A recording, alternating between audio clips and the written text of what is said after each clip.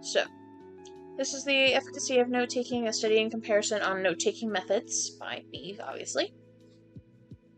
There are multiple methods of note-taking that people may use when taking notes.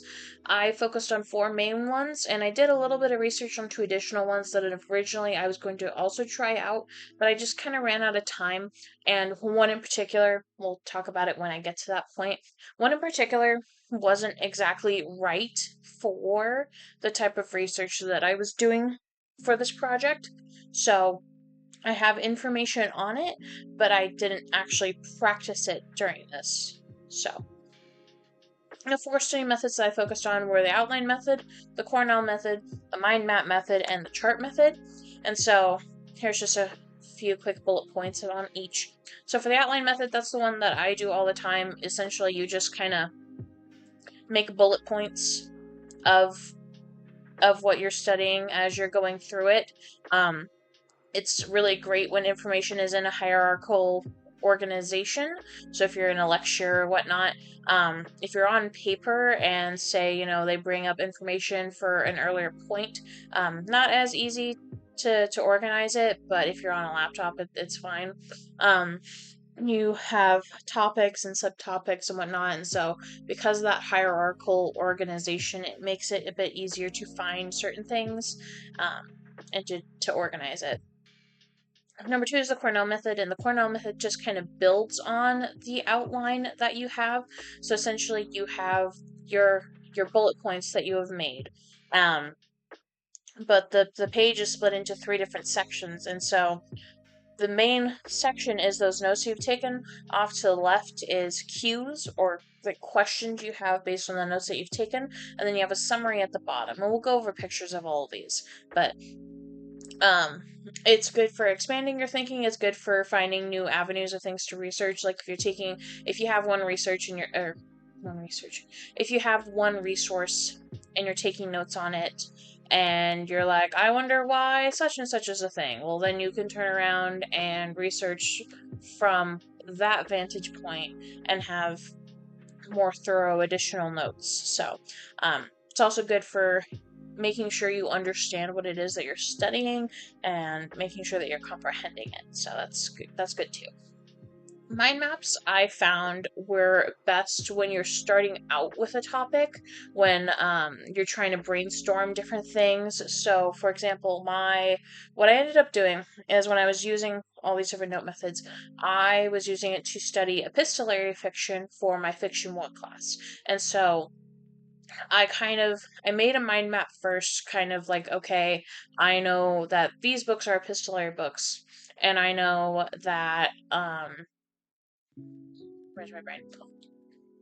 I know that epistolary tends to feature this, this, and this, and so it evolved a lot, and you can see it evolve in the stream where I was building it, but essentially I split it off into different sections, and they're all like super, super short points. This isn't, I think, good for taking notes when you begin to actually start researching something, but it is a good jumping off point, and it's good to kind of sort the particulars of things. So, and then number 4 is the chart method, which is, it's good, for example, if you're like working on a timeline, if you're trying to chart out, going back to the epistolary example, charting out different epistolary books and whatnot. And so again, we'll see examples of all these, but it's not really good for much else, and so I didn't get to use it too much, but I can show you what I did use it for. So then there were 2 additional methods. So there's the boxing method and the QEC method. So the boxing method is essentially, it's kind of like the Cornell method in that there's different boxes, but essentially what you do is each box that you have on your page is a main topic, and then it'll have smaller boxes inside each box for like a subtopic, and then all of your information goes in these subtopic boxes, and you're essentially categorizing all of your notes that you have taken into different things. And I originally tried to do this on my own, and my brain was just not connecting with it at all. So there are notes about it in my preliminary research on different note-taking methods, but I didn't end up actualizing them because it just wasn't clicking for me and I just kind of ran out of time. QEC, on the other end, is question, evidence, conclusion. So essentially, it's good for literature, it's good for history, it's good for philosophy. So essentially, what you're doing, you know, when you were in high school, middle school, elementary school, and you took a standardized test, especially the reading comprehension test, where it'd have you like read a thing, and then it would ask you questions about it. It would ask you like how you know those things. That's kind of what it is. Where essentially you have questions that you're trying to answer. You use textual evidence to answer that question, and then you kind of draw your conclusions based on that.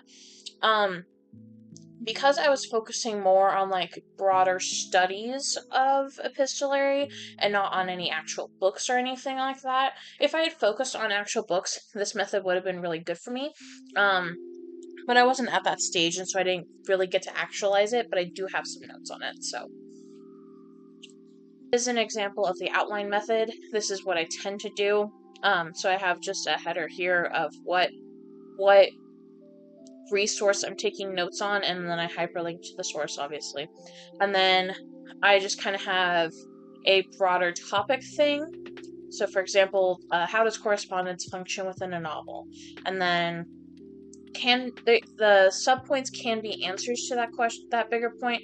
It can be like expanding on that point, like can serve as communicative letters, narrative action without being a part of it. And then there's a subpoint of that subpoint that's an example of it, and then a subpoint of that subpoint of that subpoint. That's an explanation of the previous subpoint. So things like that. So I don't want to say it's basic, but it works for me for the most part, and so I like it a lot. This is an example of the Cornell method, and so like I said, it's similar to the outline method in that the note-taking box is just the outline method, as you can see over here. So there's broader topics and then subpoints to each of them, etc. But then over here on the side, we have cues. So for example, I think I was you want to have them kind of around whatever point it is that the question pertains to. So in this case, I was talking about Dracula and how it uses different mediums like diary entries and newspaper headlines and whatnot to tell its story. And so the question I had once I got to the point was, how does each medium used further the plot? How does it add to the narrative in a way other mediums cannot? And so that would be a question that I might want to look deeper into as I expand my research. Or down here, because this specific video that I was watching was going over kind of the history of the epistolary and how it evolved. And so down here is when we start going into movies in the found film genre specifically. And so this isn't a question, more so just kind of a summation where it's transitioned from narration to film with introduction of found footage genre, which is right there with the Blair Witch Project. And then all the way down here, you summarize the notes that you've taken for whatever it is that you're studying. And so I summarized what it is that I took on this, and kind of my takeaways from it.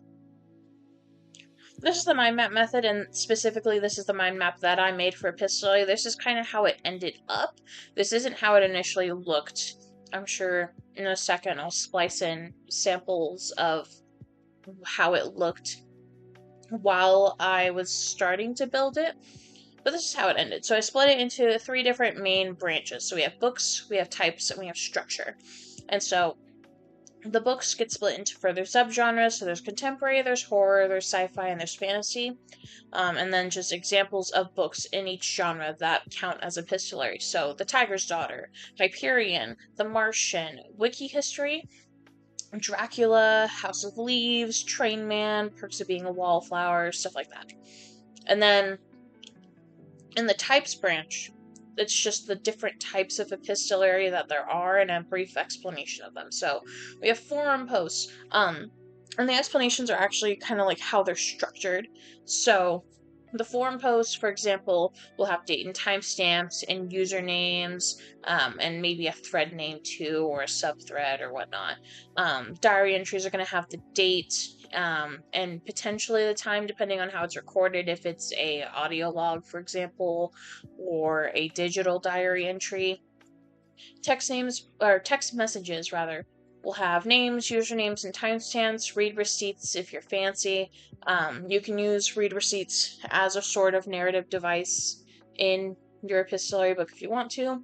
There's police logs, newspapers too. A newspaper would have a headline, a byline, potential photography written in an article style. So it just kind of breaks down the different types, and this isn't all encompassing, it's just what I had. But that breaks down the different types of epistolary and what can be expected out of those. The final branch in this mind map is the structure, and so just kind of breaking down different aspects of the structure of an epistolary book, and then additional questions I might ask. So structure, I have a sub-branch that says meta-narrative, for example. So I say the narrative around the narrative. What is the purpose? What's the overarching story? Things like that. So that's the mind map method. And like I said, this can be really good for when you're first starting out and you're starting to kind of conceptualize where you want to go with your research, how you want to take your notes, where you want to look for additional notes to take. And I did this did evolve with my notes, so just so I could have like something final to present. Definitely not something that I use a lot though.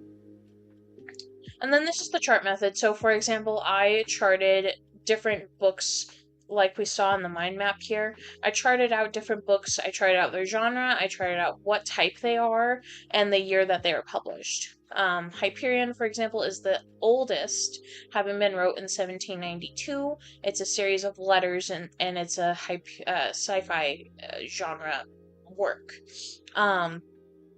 Or we have Parable of the Sower, which is told through diary entries. It's a sci-fi book wrote in 1993. We have House of Leaves, which is mixed narrative styles. There's video transcriptions, there's research papers, and there's a lot of footnote discussions. So there's like discussions happening in the footnotes. And this was a work wrote in 2000, a horror book. Or Carrie, which is it's mostly narration, but there are reports included in the work. So it's a mixed epistolary kind of book wrote in 1974. Stuff like that. So this is good for highlighting like specific examples, or like if you're researching history and you want to have a timeline, it's good for to have a timeline for, and it gives you a more like physical representation of the data that you're noting. But other than that, it's not the same as other note-taking methods, and like what you can get out of those. And then we get to my thoughts. So kind of just recapping everything I just said. Like for example, mind maps are good for preliminary thoughts and niches of research, which is something I just went over.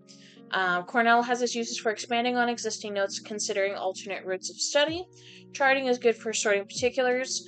Boxing is good for big ideas. So, like, if you're working on, I guess, a more complex subject that has a lot of different sub-thoughts and a lot of particulars to it, the boxing method could be good for that. I couldn't get my brain to work with it. I still mostly prefer the outline method. I think I may take the further effort to incorporate Cornell more. And it's really funny because when I went into this project, I absolutely hated the Cornell method. And I think it's because the way we were taught it in school. So when I was in middle school, high school, I can't remember what class it was, but there was some college prep class. I think it was called AVID. And typically AVID kids would stay in AVID from like 7th, 8th grade all the way up to graduation. And they were the proponents of the Cornell method, but some classes, especially AVID teachers, would force the rest of us to do Cornell method notes, but they didn't they didn't explain it well, I feel like, is why I hated it so bad, because when we actually look at it, it's not that much different than how I normally take notes. It's just adding things to it. So you're adding a section to ask questions to yourself, and you're adding a place for you to summarize it. And that's not how it was advertised to me when I was in school. So when I came into this experiment, I went, crap, I'm gonna hate this. And I actually didn't. And so that was an interesting thing to learn about myself. I still prefer the outline method more, just for quick like notation and means of recording data and information and whatnot. But given the time, or just kind of depending on the subject, I guess, I can see the value in the Cornell method now, and I do have a better appreciation for it. So that is one key takeaway I had from this, which I honestly wasn't expecting. Like I said, I was going to keep hating it until the day I died. Mind maps, on the other hand, not a big fan. And let me close this out with my bibliography. And so when I did my first stream of note taking, I had some videos I watched on methods of retention and whatnot. But since this was focused on mainly the different types of notes, that's just what the bibliography is centered on. So yeah. And then I also found, just because I wasn't able to get more into the QEC method, or the question, evidence, conclusion method, there is a whole resource for it down here. So